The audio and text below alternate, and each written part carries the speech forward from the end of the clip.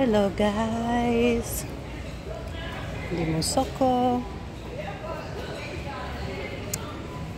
turimo turitegura ibintu bya Saint Valentin nkuko mubibona here.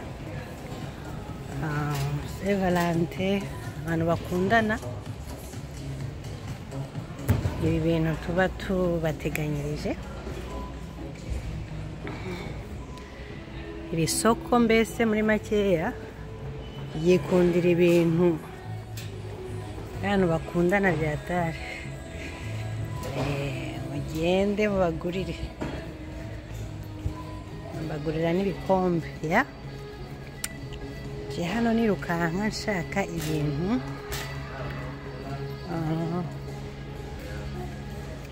bikeya byo kurya.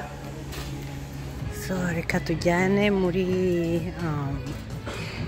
musoko aho ibintu byacu tubigurira.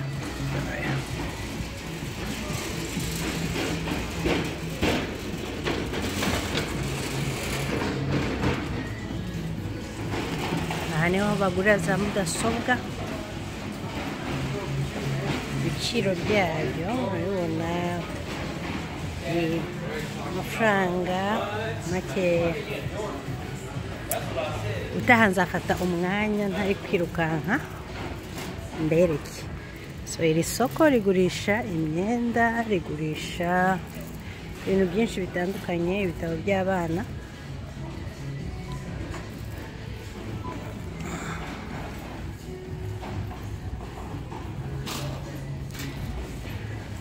Imeze nka caguwa, uraza ukicagurira utwenda ushaka.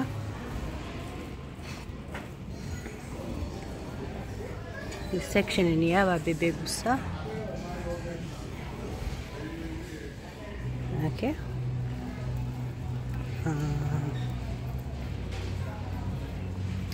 Ku bantu batwite, ahangaha niho tugurira ibintu by'ababebe, intebe yo kwicaramo bari kurya, twenda twiza cyane. Just nashaka kugira ngo mbereke muri makeya. Bagurisha inkweto, bagurisha za diapers, bagurisha ibintu byinshi, car seat. Muri Amerika ntago washyira umwana mu modoka atari muri izi ntebe. Izi ntebe ni z'abana bafite nk'imyaka 3 kuzamura. Ya.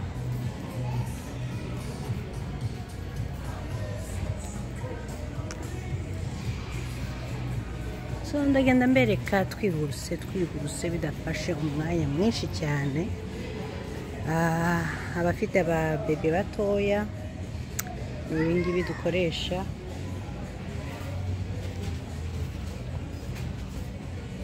Area ni ama pampers. Okay. Kadukomeze.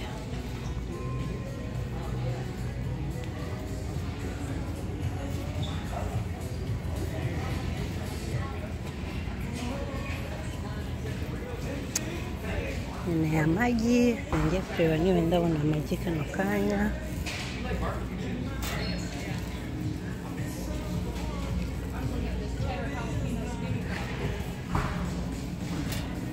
Waba wifuza iki ko nzakwereka ubutaha, ubinyandikira aho ngaho muri comment.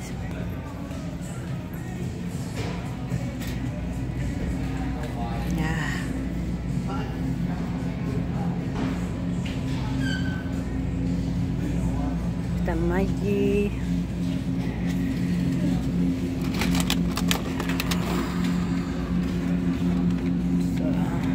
arayangaya niba ari amanyarwanda, niba ari amagi I don't know, ariko abaryoshye. So akenshi haba harimo amagi y'inkoko ziba ziri free, donc zisanzuye nka zimwe z'iwacu. Shaka amazi ndebe niba somaje gufata amazi, kandebe ji nkeneye. juice.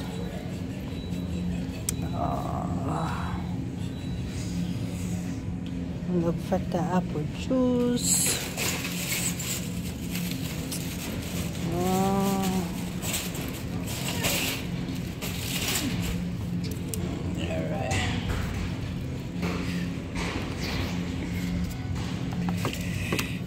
Iyi imeze gutya. That's my favorite.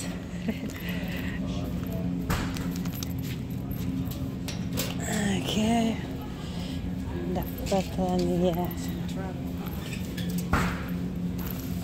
I like this one. It's good. Yeah.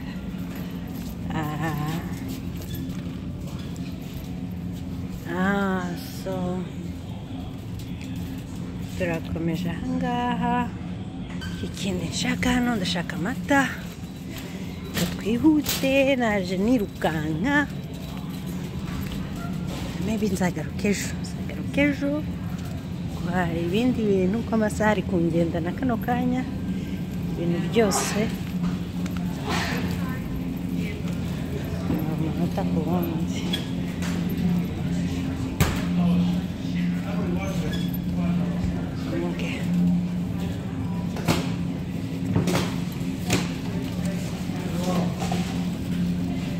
Haba hari amata atandukanye. Aya ngaya ntabwo baba aya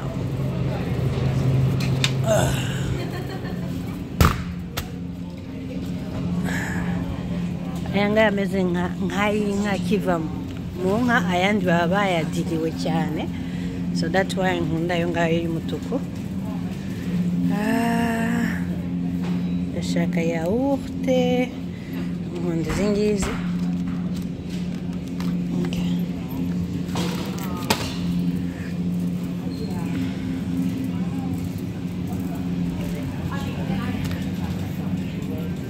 Telling you guys, iri soko ni rinini cyane. Buri kintu cyose ushaka usoma iyo mibare iri hejuru y'ubururu. I mean location ziri hejuru z'ubururu, 820, 821. Usanga hariyo ama cookies, crackers. Let me go to A16 17 and A sukari.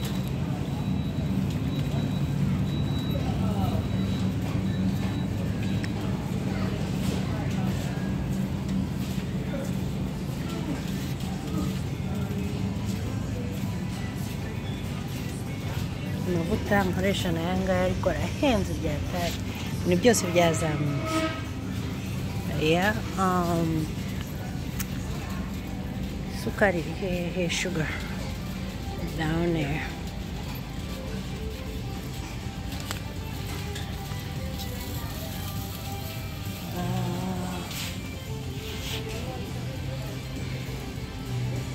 Sukari nshaka iri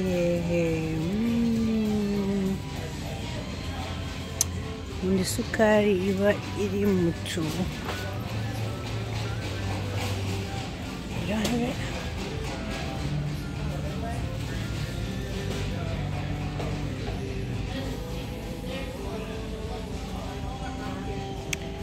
Sukari ndi gushaka ntabwo bayifite. Maybe ndapfa gufata. Okay.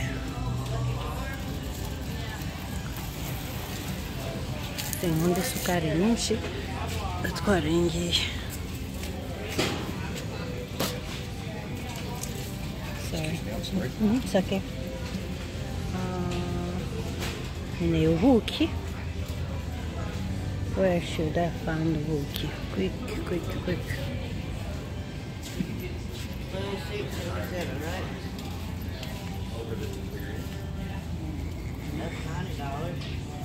Okay.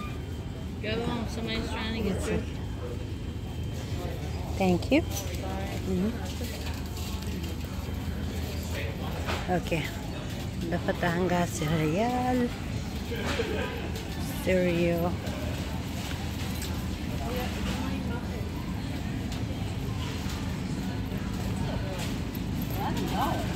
Really? Just for a day? Oh, sorry. It's okay. It's okay. It's okay. I For guess. just the one, you know. Iyi niyo nkoresha.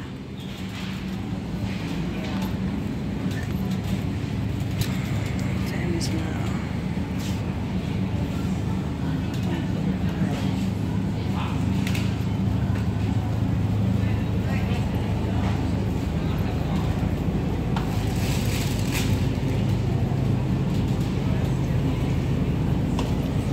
Section niyo bagurishamo inkoko, ingurube ndetse na beef. Hafi hari njye nikundira ahangaha mu nkoko.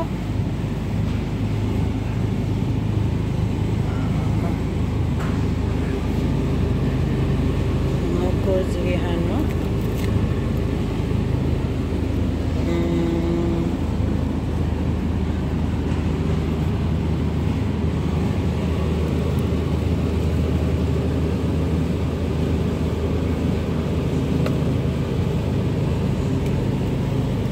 Nkunda iyi ngiyi kuko irimo amagufa.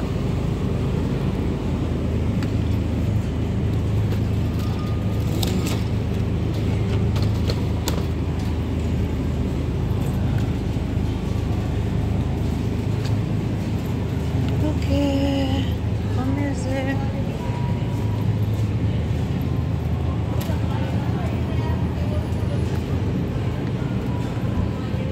Haba hari inkoko zarangijwe gutekwa.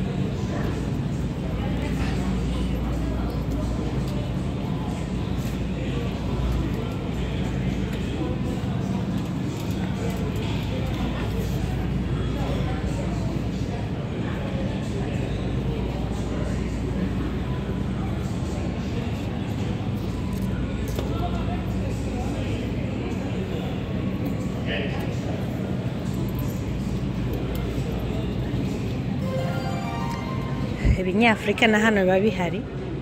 Benshi mwibaza yuko tutagira ibirayi, tutagira ibishyimbo, ariko ahantu hose ibintu byose biba bihari. Mwabonye n'ibihaza.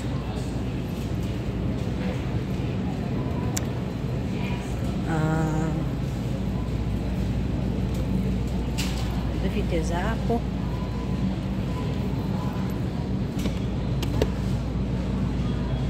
Okay.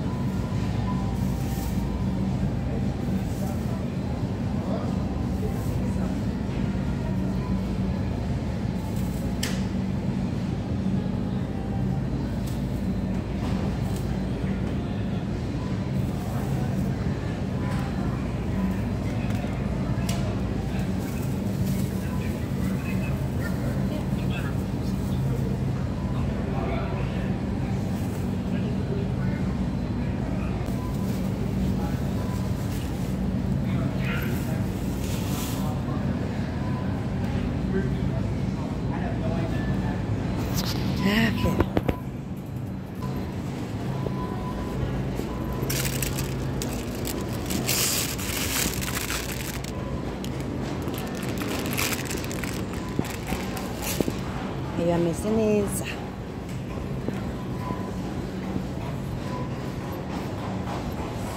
bafite ibipapayi, inanasi,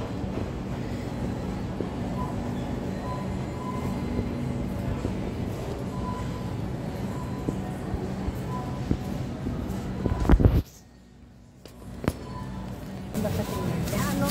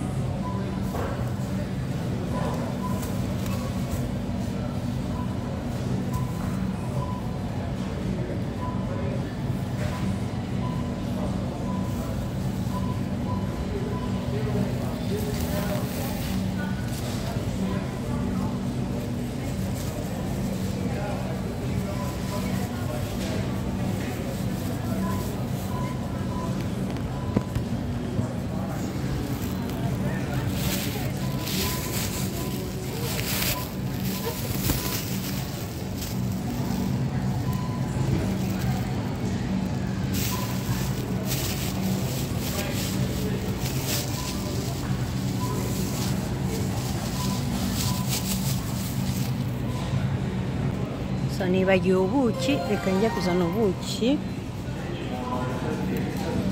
Bafite imizuzu ntabwo yari yashya. Think naba ntwayeho mikeya ikazahira mu rugo.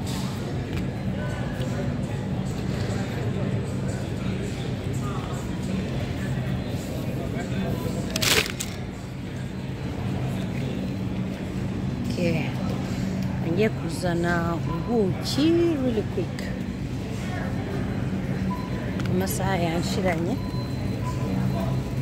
Dufite vegetables area here.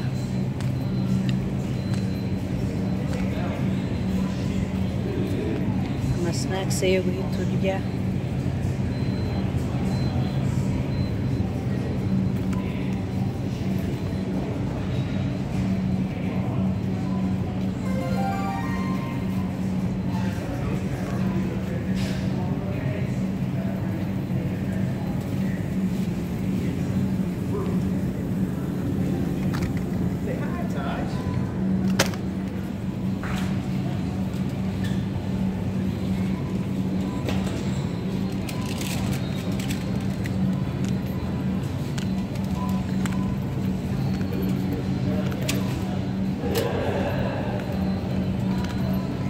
N'ibigori.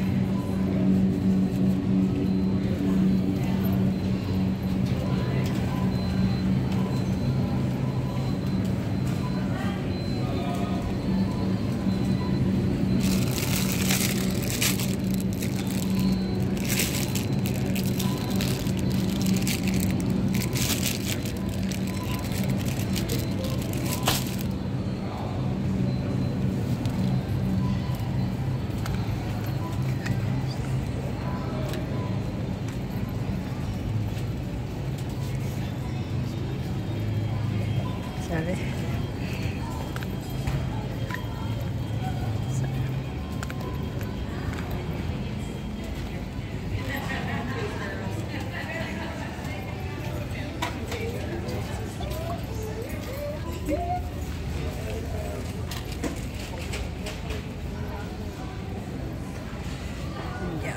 Yeah.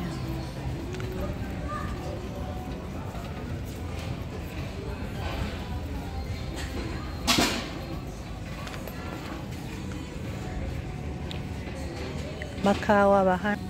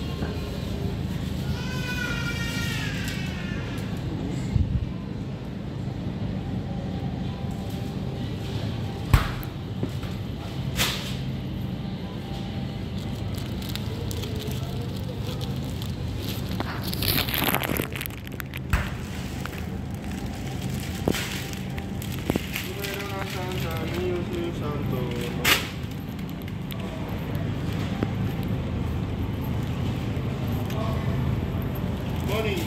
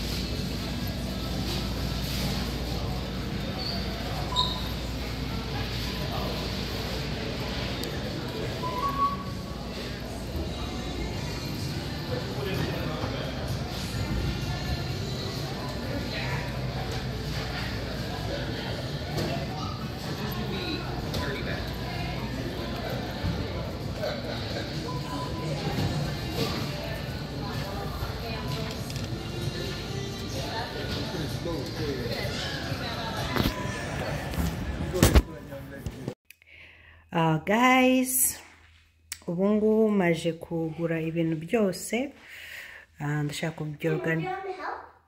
What do you say? Do you want me to help you? Oh, sure. You want to help me? Yeah. Okay, go ahead. Do you know how to sort them? Yeah. Oh, all right. Help me, baby girl. Gakobwa kanjye. What is that? White thing that I don't know how to carry. The what? Something. Let me see what it's called. Cassava. Cassava. Yeah, put it. Where is cassava? Yeah, put it right there next to the Cereal? Yeah. It's heavy? You need help? Not that much. Let me see. I can put it right here. What else do you have? Is this pan? There's too much bananas. So I think I'm gonna help you too. What you got here? Ooh, your favorites. What is this?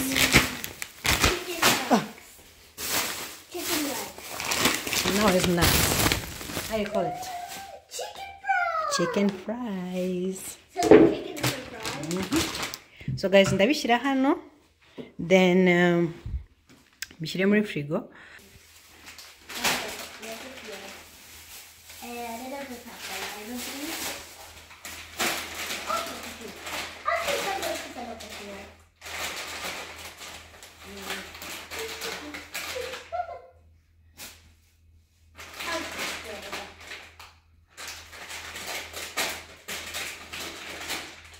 Muraho, guys.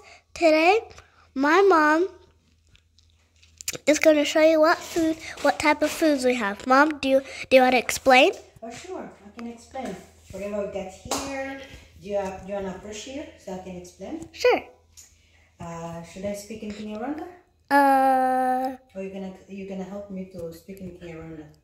Can you say Misuzu? Misuzu. Okay. Amagi? Amagi. Umugati.